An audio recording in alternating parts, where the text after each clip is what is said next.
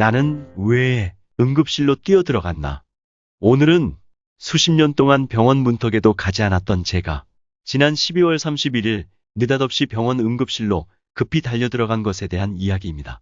그리고 이제는 내 몸에 내 건강에 돈을 투자하라는 신호가 오는구나 하는 것을 느끼게 되었습니다. 나는 시니어 나이에 들어섰습니다.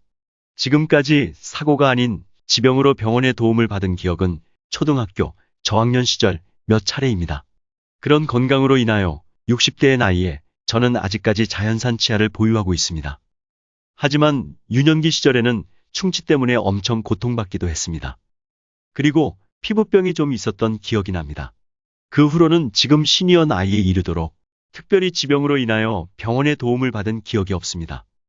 그러나 지난 여름에 미국 시민권도 받았겠다.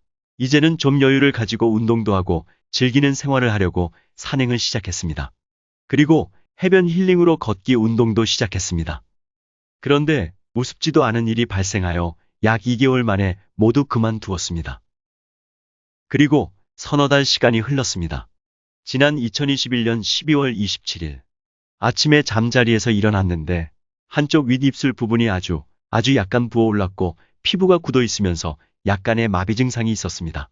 하지만 항상 건강에 자신이 있었기 때문에 그대로 무시했습니다. 그리고 한낮에 원상태가 되었습니다.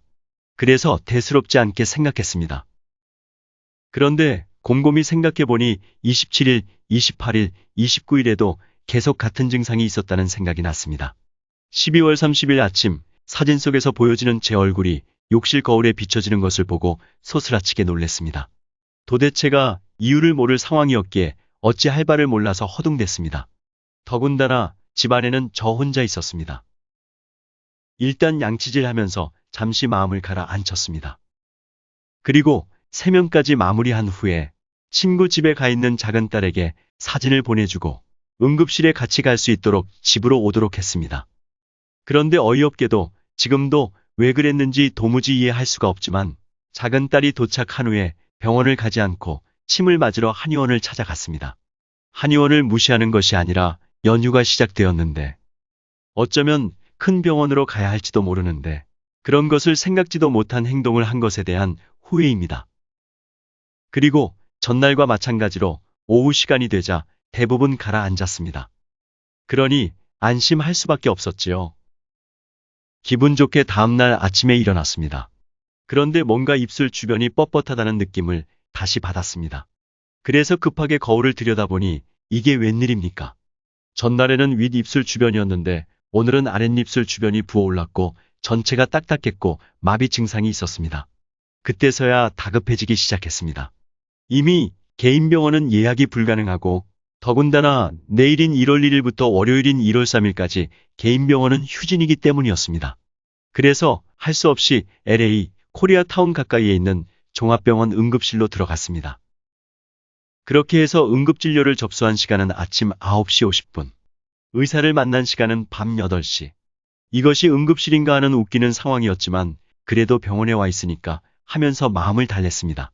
10시간 만에 만난 의사는 나의 얼굴을 살펴보고 입안을 들여다보더니 항생제 혈관 주사를 놔주었습니다. 그리고 약 처방도 내려주었습니다. 또 치아를 통하여 박테리아가 몸 안으로 침투한 것 같다며 급히 치과의사를 만나보라는 처방도 내렸습니다. 응급실에서 내린 병명은 봉화지겸이라는 것이었습니다. 주변 몇몇 분에게 물어보았더니 많이 알고 계시더군요. 저는 난생 처음 들어본 봉화지겸이었습니다. 대부분 봉화지겸은 신체 하부에서 발병한다는데 나는 왜 얼굴에서 발병한 것일까? 집에 돌아와서 치과를 예약하고 왜 나에게 이런 병이 발생했는지 그 원이라도 알고 싶어서 인터넷을 서치했습니다.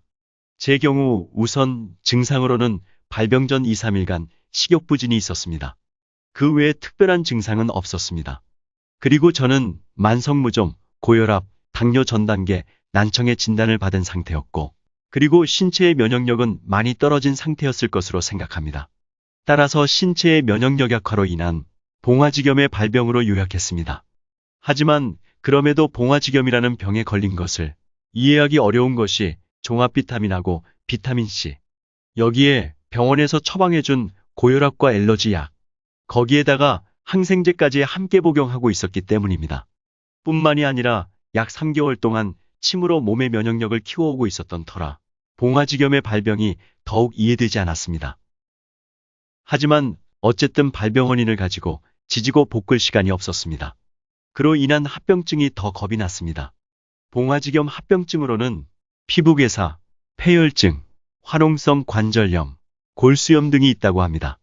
이런 내용을 접하면서 어마무시했습니다. 정말 오랜만에 완전히 쫄았습니다.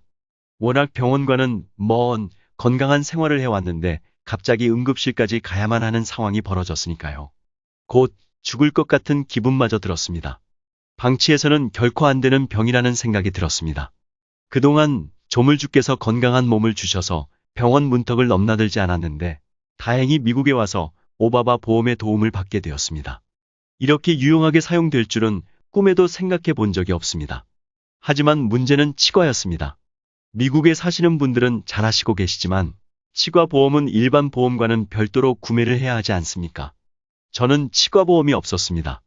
그런데 치과 측의 이야기를 들어보니 설사 있었다고 해도 지나치게 제한된 범위에서의 치료만이 가능해서 거의 무용지물이 되었겠다 싶기도 합니다.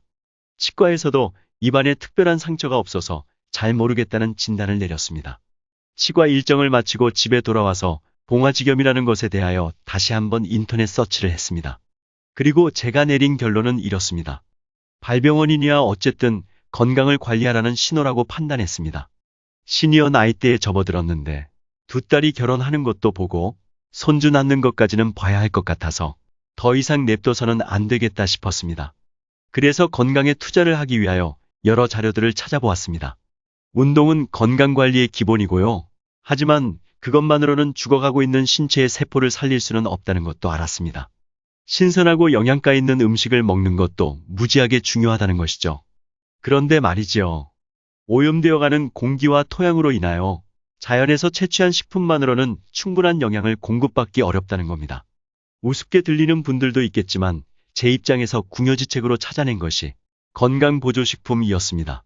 인터넷을 열심히 서치하고 지인들에게 물어보면서 얻어낸 정보를 정리해서 만들어낸 결론이 기본적으로 운동은 해야 하지만 자연에서 채취한 식품만으로는 부족하기 때문에 건강보충제를 복용해야겠다는 것이었습니다. 우선 먼저 몸 전체의 균형 잡힌 면역력 향상을 위한 제품 하나로 최근에 인기가 많다고 알려진 제품을 선택했습니다. 두 번째로는 나이 들면 걸리기 쉬운 치매나 알츠하이머를 예방하는 뇌 건강을 도와주는 제품 하나, 그리고 사람을 아주 답답하게 하는 청각 능력을 잃지 않도록 도와주는 제품 하나, 그 다음으로 시력을 회복시키는 데 도움을 주는 제품 하나. 이렇게 선택하고 종합 비타민, 비타민C, 여기에 병원에서 처방해준 고혈압 약과 항생제를 함께 복용하기로 했습니다. 그리고 상비용품으로 혈압계도 하나 장만해 두었습니다. 혈압을 매일 체크하는데 확실히 체크하지 않을 때와는 마음가짐이 매우 다르다는 것을 느끼고 있습니다. 이 정도 준비해서 시작한 지 약 10일쯤 되었습니다. 하지만 불행하게도 운동을 다시 시작하지 못하고 있는데 댄스를 배우든 등산을 하든 곧 다시 시작할 겁니다. 이 영상을 보시는 여러분, 나는 아직 30대다. 나는 아직 40대가. 나는 아직 50대다 하고 건강에 자만심 갖지 말고 미리부터 조금씩 건강 관리를 하시면 더 많은 즐거움과 행복이 다가올 것이라고 생각합니다. 건강하다고 자만하다가 한 방에 훅 갑니다. 그리고요, 잠자다가, 길을 걷다가, 운전하다가 갑자기 돌연사 하고 싶어서 돌연사 하는 사람 없습니다. 자신도 모르는 사이에 몸은 골병 들어가고 있었던 거예요. 건강하다고 자만하지 말고 한 방에 훅 가기 전에 미리미리 건강 관리하시자고요. 끝으로 건강과 관련한 많은 정보를 모아둔 블로그가 있습니다. 블로그 주소는 영상 하단에 올렸습니다. 나이가 많고 적음을 떠나서 블로그를 찾아가 보시면 많은 도움이 되시리라 생각합니다. 이런 노래 있었지요. 노세 노세 젊어서 노세, 늙어지면 못 노나니. 돌아가신 박정희 대통령이 가장 싫어했다는 노래. 노세 노세만을 즐길 수는 없죠. 그러니 쉬엄쉬엄 노세 노세도 하면서 새마을 운동처럼 건강관리도 열심히 합시다. 감사합니다.